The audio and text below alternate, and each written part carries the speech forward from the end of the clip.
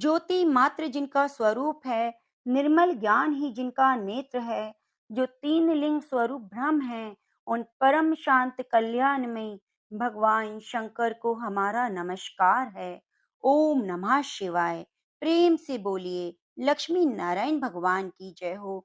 जय श्री कृष्ण, राधे राधे। इस महीने में भगवान श्री कृष्ण और देवों के देव महादेव महाकाल की पूजा के साथ साथ चंद्रदेव की भी पूजा करनी चाहिए। चंद्र दोष को दूर करने के लिए महाशिवरात्रि के दिन व्रत और पूजन करने से चंद्र दोष दूर हो जाता है। फाल्गुन माह में भगवान कृष्ण के तीन रूपों की पूजा की जाती है, बाल रूप, युवा रूप और गुरु रूप। फाल्गुन मास महात्म्य की कथाओं को नियमित रूप से श्रवण करने से हमारे सभी मनोरथ पूर्ण होते हैं और पापों से मुक्ति मिलती है। तो आइए प्रिय भक्तजनों, भगवान शंकर और कृष्ण कन्हैया के चरणों का ध्यान करते हुए फाल्गुन मास महात्म्य का रसपान करते हैं। महात्म्य सुनने से पहले आपसे निवेदन है, आप वीडियो को लाइक करके कमेंट बॉक्स में ओम नमः शिवाय, जय श्री कृष्णा, राधे राधे जरूर लिखिए। भगवान शिव और कान्हा की बाल स्वरूप की बड़ी पवित्र और मंगलकारी कथा। जब महादेव शिव शंभु को पता चला कि भगवान श्री हरि विष्णु ने श्री कृष्ण के रूप में पृथ्वी लोक में अवतार ले लिया है, तो उनसे मिलने की इच्छा जागृत हो गई। भगवान के बाल स्वरूप का दर्शन करने के लिए भोलेनाथ बेचैन हो उठे। उन्होंने एक योगी का वेश बनाया और गोकुल में पहुंच गए। वहां जाकर नंद भवन के आगे इस तरह आवाज लगाने लगे कि एक योगी आया रे तेरे द्वार, दिखा दे मुख लाल का, ओ मैया दिखा दे मुख लाल का, तेरे पालने में पालनहार, दिखा दे मुख लाल का, ओ मैया दिखा दे मुख लाल का। इस तरह से भोलेनाथ योगी के वेश में आवाजें लगा रहे थे, लेकिन यशोदा मैया तो उस समय श्याम सुंदर को नहलाकर श्रृंगार करने में व्यस्त थी, तो बाहर खड़े योगी की आवाज उन्हें सुनाई नहीं दी। योगी वेशधारी शिव भोले ने फिर से आवाज लगाई, लेकिन अंदर से कोई आवाज नहीं आई। तभी वहां से एक ब्रिज की वृद्धा गोपी गुजर रही थी। उसने इस योगी को प्रतीक्षा करते देखा तो उनके पास आई और कहने लगी, बाबा आप किसे बुला रहे हो?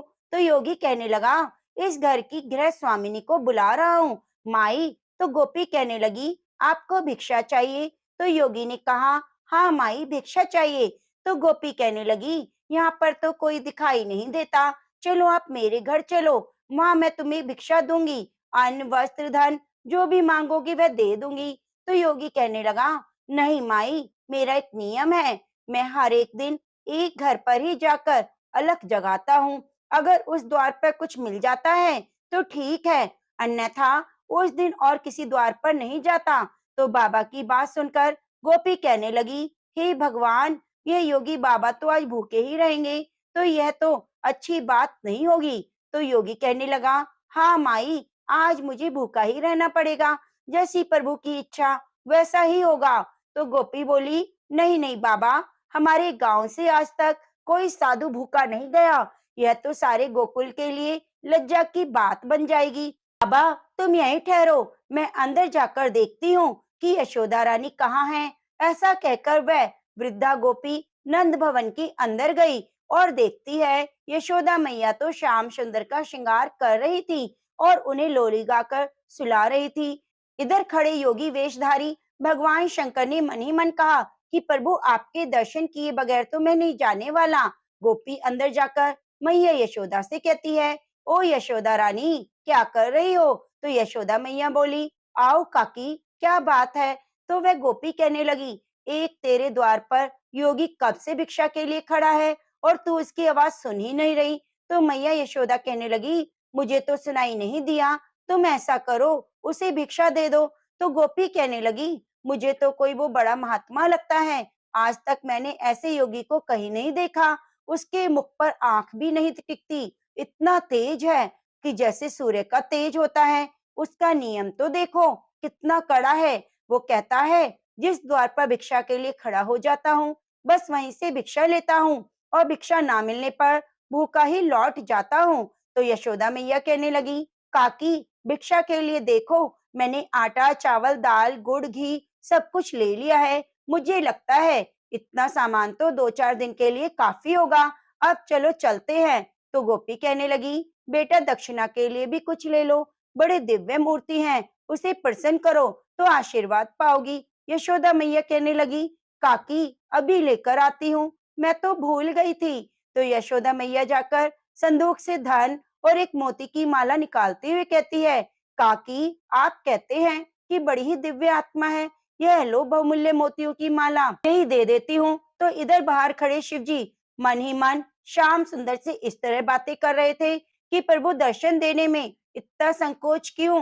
तो श्याम सुंदर ने उनके अंतर मन में कहा कि धन्य भाग है जो आप स्वयं अपने सेवक के घर पधारे, सेवक का प्रणाम स्वीकार कीजिए प्रभु। इस तरह अंदर और बाहर दोनों अंतर मन की बातें चल रही थी। शिव जी कह रहे थे, कौन सेवक है, कौन प्रभु, इसके निर्माण का यह समय नहीं, आप तो हमें अपना परम भक्त जानकर बाल रूप के दर्शन करा दीजिए। तो श्याम सुंदर कहने लगा, बाल रूप तो इस समय मैया यशोदा के पास गिरवी पड़ा है, उन्हीं से मांगना पड़ेगा। मेरी मैया तुम्हारे पास आ रही है। मैया यशोदा श्याम सुंदर को पालने में सुलाकर दक्षिणा का थाल लेकर उस वृद्धा गोपी के साथ नंद भवन के बाहर आती है, जहाँ योगी वेश में शिव शंभु प्रतीक्षा कर रहे होते हैं। मैया यशोदा योगी रूप शिव शंभु को प्रणाम करते हुए कहती है, महाराज विलंब के लिए क्षमा करना, मैंने अपने लल्ला को स्नान कराया था, उसका श्रृंगार कर रही थी।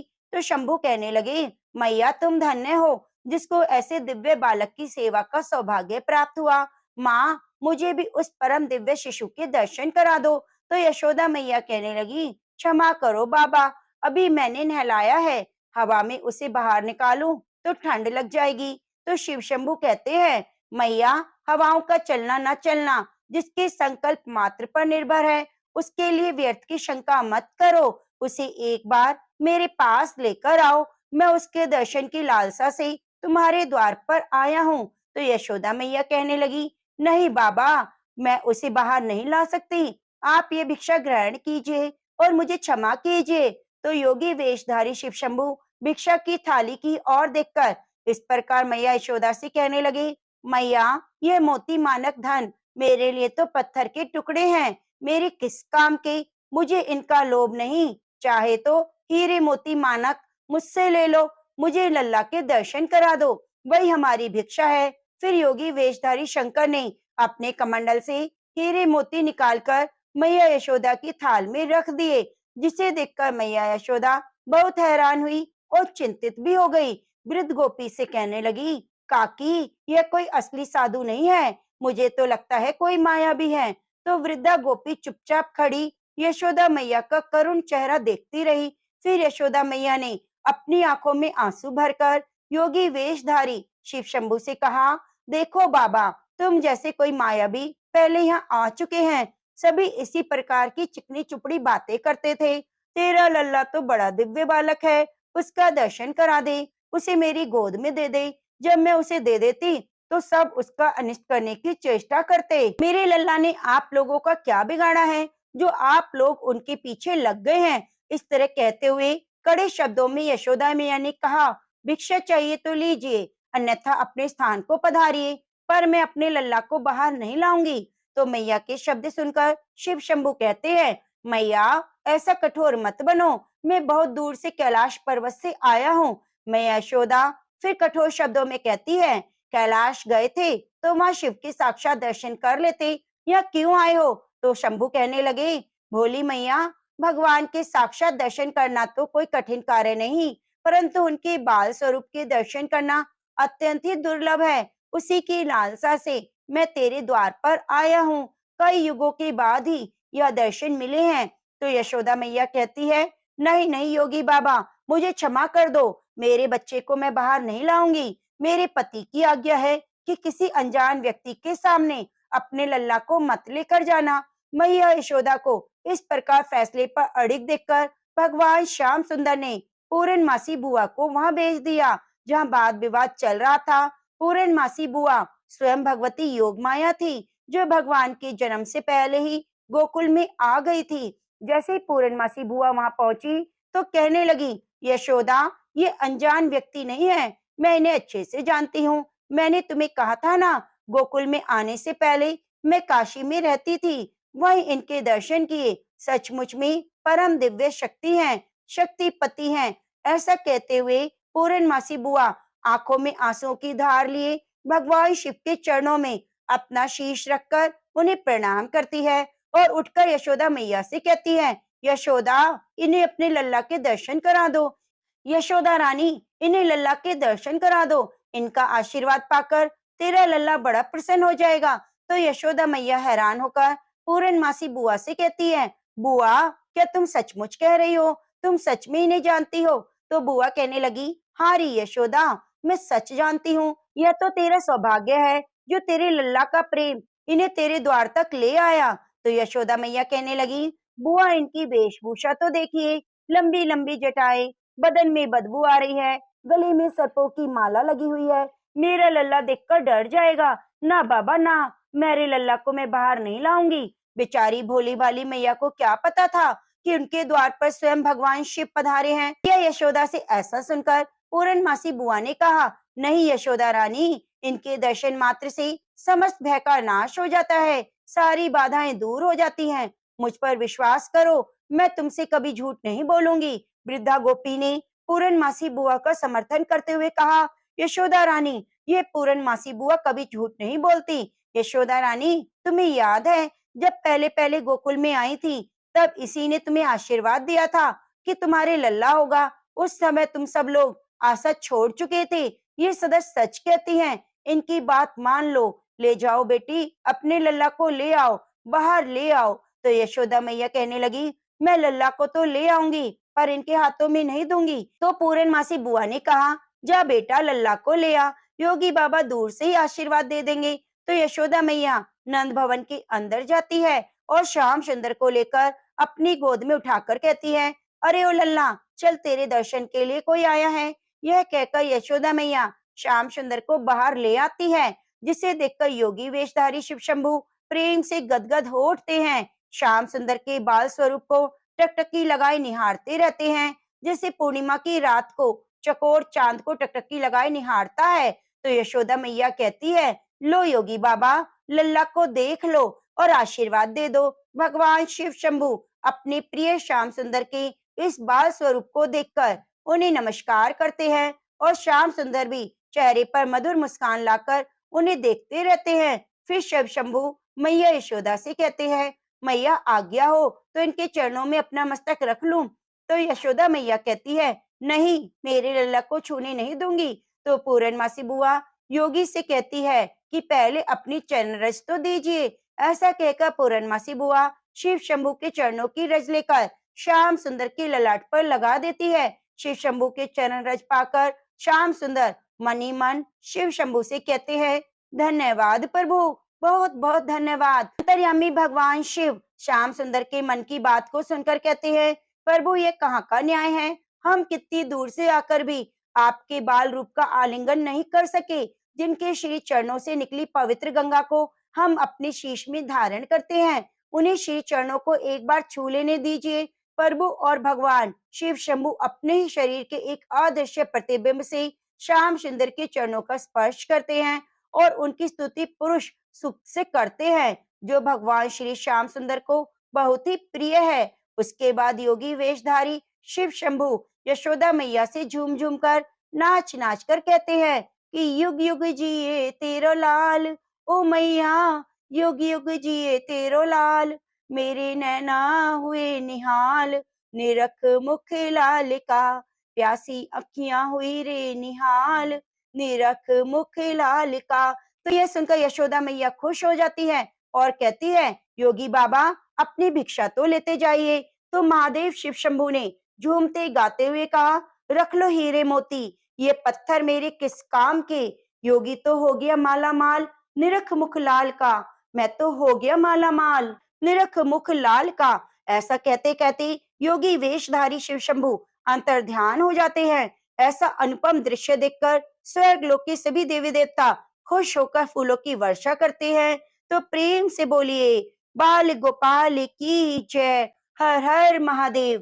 प्रिय भक्तजनों, फाल्गुन मास में भगवान शिव की कथाओं को सुनने के लिए आप हमारे चैनल को सब्सक्राइब कर लीजिए और बगल में बनी घंटी को दबा दीजिए। और अगर कथा अच्छी लगी है तो वीडियो को लाइक करके कमेंट करना ना भूलें। नैमिषारण्य तीर्थ में एकत्रित ऋषियों ने श्री सूत जी महाराज से कहा, हे सूत जी, आपने संक्षेप में हमें माघ मास महात्म्य की कथाओं का वर्णन किया, जो सभी पापों का हरण करने वाली और परम पवित्र हैं।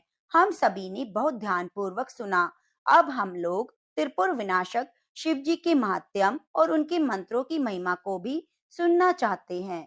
तब श्री सूत जी महाराज कहने लगे, मुनियों, धर्म मनुष्यों के लिए इतना ही सबसे उत्तम और सनातन श्रेय है कि भगवान महेश्वर की कथाओं में अकारण भक्ति का भाव उदय हो। समस्त पुण्य श्रेय के संपूर्ण साधनों, समस्त यज्ञों में जप यज्ञ को ही सर्वोत्तम माना गया है। जैसे सभी देवताओं में त्रिपुरारी भगवान शंकर श्रेष्ठ हैं, उसी प्रकार सब मंत्रों में शिव जी का मंत्र ओम नमः शिवाय श्रेष्ठ है। उसी को प्रणव से रहित होने पर पंचाक्षर मंत्र अर्थात नमः शिवाय भी कहते हैं। वह जप करने वाले पुरुषों को मोक्ष देने वाला है। ओम नमः शिवाय यह मंत्र सभी पुरुषों को मोक्ष देता है। सिद्धि की इच्छा रखने वाले सभी श्रेष्ठ मुनि इस मंत्र का सम्यक रूप से सेवन करते हैं। शिव जी के शुभ पंचाक्षर मंत्र में सर्वज्ञ परिपूर्ण सच्चिदानंद स्वरूप भगवान शिव सदा ही बसते हैं। श्री सूत जी कहते हैं, हे ऋषियों, फाल्गुन मास में कृष्ण पक्ष की चतुर्दशी का उपवास अत्यंत ही दुर्लभ है। उसमें भी शिवरात्रि में जागरण करना तो सभी मनुष्य के लिए और दुर्लभ है। उससे भी अत्यंत दुर्लभ है शिवलिंग का दर्शन। परमेश्वर के पूजन को तो मैं और भी दुर्लभ मानता हूँ। 100 करोड़ जन्मों में उत्पन्न हुई पुण्य राशि के प्रभाव से कभी भगवान शंकर की बिल्व पत्र से पूजा करने का अवसर प्राप्त होता है। 10,000 वर्षों तक जिसने गंगा जी के जल में स्नान किया है, उसको जो फल मिलता है, वही फल मनुष्य एक बार बिल्व पत्र से भगवान शंकर की पूजा करके अनायास प्राप्त कर लेता है। प्रत्येक युग में जो जो पुण्य इस संसार में लुप्त हुए हैं, वे सभी फाल्गुन कृष्ण चतुर्दशी अर्थात शिवरात्रि में पूर्णतः विद्यमान रहते हैं।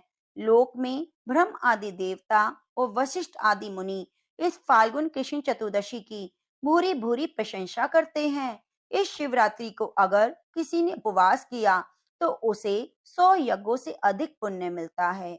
जिसने एक बिल्व पत्र से शिव जी का पूजन किया, उसके पुण्य की समता तीनों लोकों में भला कौन कर सकता है। इस विषय में एक परम सुंदर पुण्य कथा कही जाती है। हे ऋषियों, इक्ष्वाकु वंश में मित्रसह नाम से प्रसिद्ध एक परम धर्मात्मा राजा हुए। वे बड़े ही धनुर्धर थे। अस्त्र का पूर्ण ज्ञान था। वेदों में वे पारंगत थे। दया के निधान थे। राजा को खेल खेलने का व्यसन था। एक दिन उन्होंने अपनी बहुत बड़ी सेना साथ में लेकर भयंकर वन में प्रवेश किया। वह बहुत सारे व्याघ्र, जंगली सुअर और सिंहों को अपने बाणों से बीन डाला। राजा मित्रसह रथ पर सवार होकर कवच से सुरक्षित होकर वन में भ्रमण कर रहे थे। उसी समय उन्होंने अग्नि की समान आकृति वाले एक निशाचर को मार दिया। उनका छोटा भाई दूर से यह देखकर शोक मग्न हो गया। वह कहीं छिप गया। भाई को मारा गया देखकर उसने मन ही मन विचार किया कि यह राजा तो बड़ा वीर है, इसे छल से ही जीतना चाहिए। ऐसा निश्चय करके वह पाप आत्मा राक्षस मनुष्य के समान आकृति बनाकर राजा के पास आ गया। राजा ने सेवा करने के लिए विनीत भाव से आए हुए उस पुरुष को देखकर अज्ञानवश उसे रसोई का अध्यक्ष बना दिया। इसके बाद राजा लौटकर अपनी पुरी को आ गए। महाराजा मित्रसह की पत्नी मदयंती नाम से प्रसिद्ध थी। वे नल की स्त्री दमयंती के समान ही पतिव्रता थी। एक दिन राजा मित्रसह ने श्राद्ध के दिन मुनिवर वशिष्ठ जी को निमंत्रित करके अपने घर पर बुलाया। उस समय रसोई के रूप में राक्षस ने साग में मनुष्य का मांस मिला दिया और वही वशिष्ठ जी के आगे परोस दिया। उसे देखकर वशिष्ठ जी बोले, राजन, तुझे धिक्कार है। धिक्कार है, तू इतना दुष्ट और छली है कि मेरे आगे मनुष्य का मांस रख दिया। इस पाप के कारण तू राक्षस हो जाएगा। राजा मुनि के चरणों में गिर पड़ा और मुनि को विश्वास दिलाने लगा कि उन्होंने ऐसा नहीं किया। जब मुनि को अपने तपोबल से मालूम हुआ कि ये सारी करतूत तो राक्षस की है, तब उन्होंने उस शाप को 12 वर्षों की अवधि में सीमित कर दिया। तब राजा भी कुपित होकर बोले कि ये मेरी करतूत नहीं थी, ना ही मैंने इस विषय में कुछ जाना। मुनिवर, तब भी आप मुझे अकारण शाप दे रहे हो, इसलिए गुरु होने पर भी मैं आपको शाप देता हूँ। ऐसा कहकर राजा अंजलि में जल भरकर अपने ही गुरु को शाप देने के लिए तत्पर हो गए। यह देखकर रानी मदयंती ने पति के चरणों में गिरकर उन्हें ऐसा करने से रोका। रानी के वचन का मान रखने के लिए राजा शाप देने से निवृत्त हो गए। उस अंजलि के जल को उन्होंने अपने दोनों पैरों पर डाल दिया, क्योंकि वह जल तो शापित हो चुका था, जिसने राजा के दोनों पैर मलिन हो गए, अर्थात कलम युक्त हो गए। तब से राजा का नाम कलमासपाद हो गया। गुरु के शाप से राजा वन में विचरने लगे। एक दिन वन में किशोर अवस्था वाले नव विवाहित दंपत्ति रमन कर रहे थे। उस समय और नरभक्षी राक्षस ने तरुण मुनि कुमार को खाने के लिए पकड़ लिया। ठीक वैसे ही जैसे मृग के नन्हे से शिशु को कोई व्याघ्र पकड़ लेता है। राक्षस के वश में पड़े हुए अपने पति को देखकर उसकी प्यारी पत्नी करुणा पूर्वक बोली, सूर्यवंश यशोधर महाराज, आप ऐसा पाप मत कीजिए। आप राक्षस नहीं, अयोध्या के सम्राट राजा मदयंती के पति हैं। प्रभु, मेरे ये स्वामी हैं, तो मुझे अधिक प्राणों से प्रिय हैं। इन्हें मत मारिए। शरण में आए हुए दीन दुखी मनुष्यों को आपका ही सहारा है। इन महात्मा पति के बिना मेरा यह शरीर मेरे लिए महान भार है। इस मलिन पापम 5 भौतिक शरीर से क्या सुख होगा। यह मुनि कुमार देखने को बालक है, किंतु वेदों के विद्वान, शांत, तपस्वी और अनेक शास्त्रों के ज्ञाता हैं। प्राण दान देकर आपको संपूर्ण जगत की रक्षा करने का पुण्य प्राप्त होगा। महाराज, मैं एक ब्राह्मण की पत्नी हूँ, अभी बालिका हूँ, मुझ पर कृपा कीजिए। आप जैसे साधु पुरुष अनाथों, दीनों, पीड़ितों पर कृपा करने वाले होते हैं। इस प्रकार प्रार्थना करने पर भी उस निर्दयी नरभक्षी राक्षस ने उस ब्राह्मण कुमार की गर्दन मरोड़ डाली और मारकर खा गया। तब वह पतिव्रता ब्राह्मणी अत्यंत शोक से ग्रस्त होकर विलाप करने लगी। उसने पति की हड्डियों को एकत्रित करके भयंकर चिता प्रज्वलित की और पति का अनुसरण करने के लिए अग्नि में प्रवेश करते हुए राक्षस रूपधारी राजा को शाप दिया। अरे ओ पाप आत्मा, तूने मेरे पति को खा लिए, इसलिए तू भी जब स्त्री से समागम करेगा उसी समय तेरी मृत्यु हो जाएगी। ऐसा कहकर वह पतिव्रता पत्नी चिता में प्रवेश कर गई। गुरु के शाप का भोग करते हुए राजा उन्हें अपने स्वरूप को प्राप्त हुआ। प्रसन्नता पूर्वक घर को चला गया। उन्हें एक के बदले तो दूसरा शाप मिल ही चुका था। रानी मदयंती उस पतिव्रता ब्राह्मणी के शाप को जानती थी, इसलिए वैधव्य से डरकर उन्होंने रति की इच्छा वाले पति को अपने पास आने से मना कर दिया। राजा मित्र सह राज्य की सुख भोग से विरक्त हो गए और संपूर्ण लक्ष्मी का त्याग करके फिर से वन में चले गए। राज्य छोड़कर संपूर्ण पृथ्वी पर विचर रहे राजा ने अपने पीछे पीछे आती हुई एक भयंकर रूप वाली पिशाचिनी को देखा। वे ब्रह्म हत्या थी। श्रेष्ठ मुनियों के उपदेश से राजा ने उस ब्रह्म हत्या को पहचान लिया। उसके निवारण के लिए विरक्ति चित्त वाले राजा ने अनेकों वर्षों तक बहुत से क्षेत्रों में विचरण किया। फिर भी वह जब ब्रह्म हत्या से मुक्ति नहीं हुए, तब वे मिथिला आए। उसी समय उधर आते हुए निर्मल अंतःकरण वाले गौतम मुनि को उन्होंने देखा। उनके पास जाकर बार बार प्रणाम किया। तब मुनि श्रेष्ठ गौतम ने राजा को आशीर्वाद देकर मंद मंद मुस्कुराते हुए कहा, राजन, तुम्हारे यहाँ कुशल तो है ना? तुम्हारे राज्य में कोई विघ्न बाधा तो नहीं? राजा कहने लगे, ब्राह्मण, आपकी कृपा से हम लोग कुशल हैं, परंतु ये भयंकर रूप वाली पिशाचिनी मुझे बहुत दुख दे रही है। शापग्रस्त होकर मैंने जो दुष्कर्म किए, उसी के कारण मैं प्रायश्चित भी नहीं कर पा रहा। आप प्रेम पूर्वक संभाषण करके मेरे मन को आनंदित कीजिए। महाभाग, चरण कमलों की शरण में आए हुए मुझ पापी को शांति प्रदान कीजिए, जिससे मुझे सुख मिल सके। तब करुणानिधि गौतम जी कहने लगे, राजन, तुम्हें साधुवाद है। अब अपने महान पापों से होने वाले भय को त्याग दो। जब भगवान शंकर स्वयं रक्षा करने वाले हैं, तब उनकी शरण में आए हुए भक्तों को कहाँ से भय हो सकता है। गोकर्ण नामक मनोरम क्षेत्र महापापों का संहार करने वाला है और यहाँ बड़े से बड़े पाप भी नहीं टिकते। गोकर्ण क्षेत्र में विद्यमान भगवान शिव स्मरण करने मात्र से समस्त पापों का नाश कर डालते हैं। जैसे कैलाश और मंदराचल के शिखर पर भगवान शिव निवास करते हैं, ठीक उसी प्रकार गोकर्ण मंडल में भी वहाँ महादेव जी महाबल नाम से निवास करते हैं। रावण नामक राक्षस ने घोर तपस्या करके जिस शिवलिंग को प्राप्त किया, उसी को गणेश जी ने गोकर्ण में स्थापित किया। नक्ष नंदन आदि महात्मा, मृग चर्म वस्त्र धारण करने वाले साध्य मुनिगण वहां बैठकर भगवान शिव की उपासना करते हैं। डंडी मुंडी स्नातक ब्रह्मचारी और तप से समस्त पापों को जला डालने वाले महात्मा भी देवादिदेव शिव की उत्तम भक्ति से उपासना करते हैं। इस ब्रह्मांड में गोकर्ण के समान दूसरा क्षेत्र नहीं। वह महात्मा अगस्त्य मुनि ने घोर तपस्या की। हे राजन, इस क्षेत्र में संपूर्ण देवताओं के स्थान है। देवादिदेव भगवान विष्णु, परमेष्ठी, ब्रह्म, बीरवर, कार्तिकेय और गणेश जी के स्थान है। गोकर्ण क्षेत्र में कोटि कोटि शिवलिंग विद्यमान है। यहाँ पग पग पर असंख्य तीर्थ मौजूद हैं। सतयुग में महाबल नामक शिव श्वेत वर्ण के होते हैं। त्रेता युग में उनका रंग अत्यंत लाल हो जाता है। द्वापर में वे पीत और पीले वर्ण के, कलयुग में श्याम वर्ण के हो जाएंगे। महाबल शिव भयंकर कलयुग प्राप्त होने पर कोमल भाव को प्राप्त होंगे। परम उत्तम गोकर्ण क्षेत्र पश्चिम समुद्र के तट पर है। वह ब्रह्म हत्या आदि पापों को भस्म कर डालता है।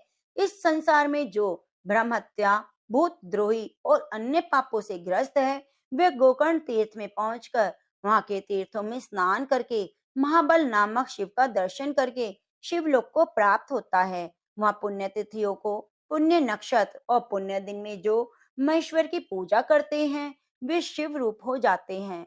यदा कदा जो कोई भी मनुष्य गोकर्ण तीर्थ में जाकर भगवान शंकर की पूजा करता है, वह ब्रह्म पद को प्राप्त हो जाता है। रविवार, सोमवार और बुधवार को जब अमावस्या तिथि का योग हो, तब वहां समुद्र में किया हुआ स्नान, दान, पितृ तर्पण, शिव पूजा, होम, व्रत, आचार्य, ब्राह्मणों का सत्कार अनंत फल देने वाला होता है। महाप्रदोष की वेला में भगवान शिव का पूजन मोक्ष देने वाला होता है।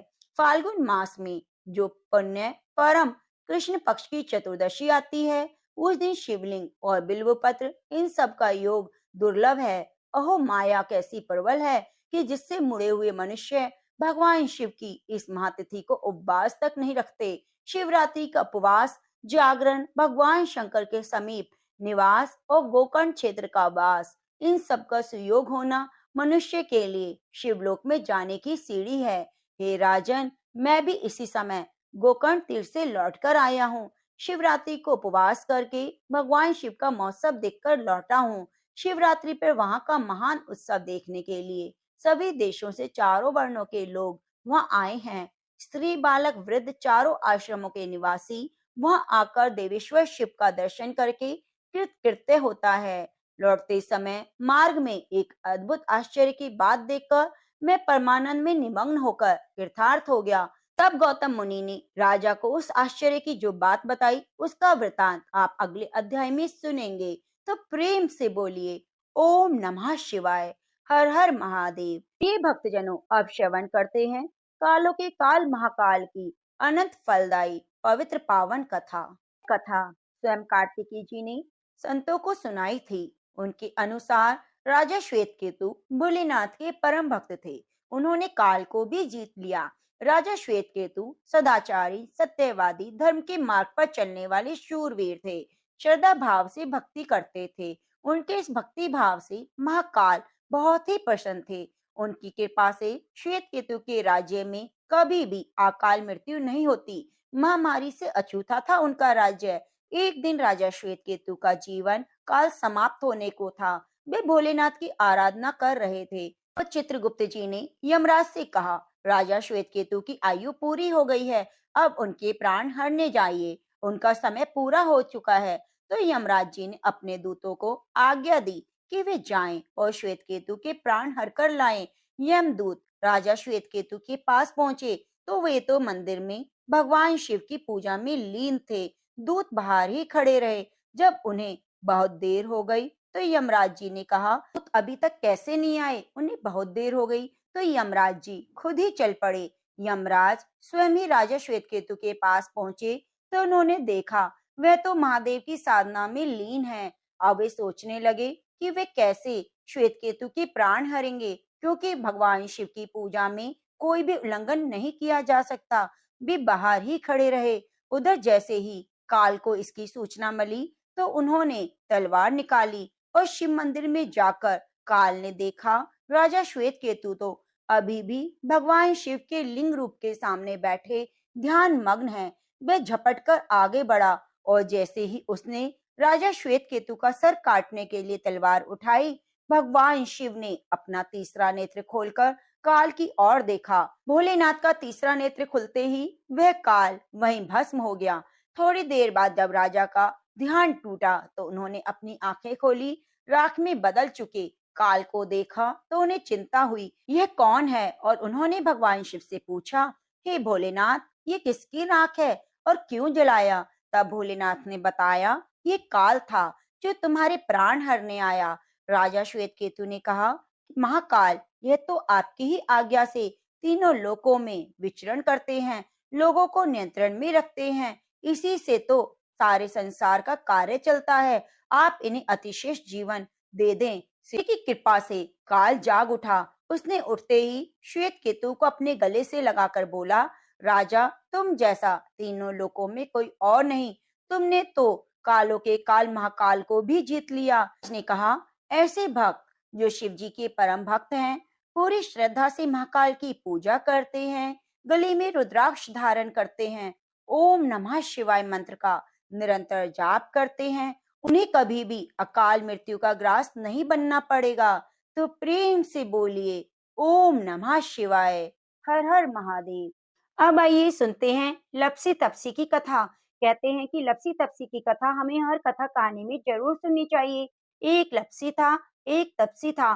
तपसी हमेशा भगवान की तपस्या में लीन रहता। लपसी रोजाना सवा सेर की लापसी बनाकर भगवान का भोग लगाकर जीम लेता था। एक दिन दोनों लड़ने लगे। तपसी बोला, मैं रोज भगवान की तपस्या करता हूँ, इसलिए मैं बड़ा हूँ। लपसी बोला, मैं रोज भगवान का सवा सेर लापसी का भोग लगाता हूँ, मैं बड़ा हूँ। नारद जी वहां से गुजर रहे थे। दोनों को लड़ता देखकर उनसे पूछने लगे, तुम क्यों लड़ रहे हो? तपसी ने खुद के बड़ा होने का कारण बताया और लपसी ने भी अपना कारण बताया। तो नारद जी बोले, तुम्हारा फैसला मैं कर दूंगा। दूसरे दिन लपसी तपसी नहाकर अपनी रोज की भक्ति करने आए। नारद जी ने छुपकर 1.25 करोड़ की एक एक अंगूठी दोनों के आगे रख दी। तपसी की नजर जब अंगूठी पर पड़ी तो उसने चुपचाप अंगूठी उठाकर अपने नीचे दबा ली। लपसी की नजर अंगूठी पर पड़ी, लेकिन उसने ध्यान नहीं दिया। भगवान को भोग लगाकर लापसी खाने बैठ गया। नारद जी सामने आए तो दोनों ने पूछा कि बताओ कौन बड़ा? तो नारद जी ने तपसी से खड़ा होने को कहा तो वह खड़ा हुआ तो उसके नीचे दबी हुई अंगूठी दिखाई दी। नारद जी ने तपसी से कहा, तपस्या करने के बाद भी तुमने चोरी करने की आदत नहीं गई, इसलिए लपसी बढ़ा और तुम्हें तुम्हारी तपस्या का कोई फल नहीं मिलेगा।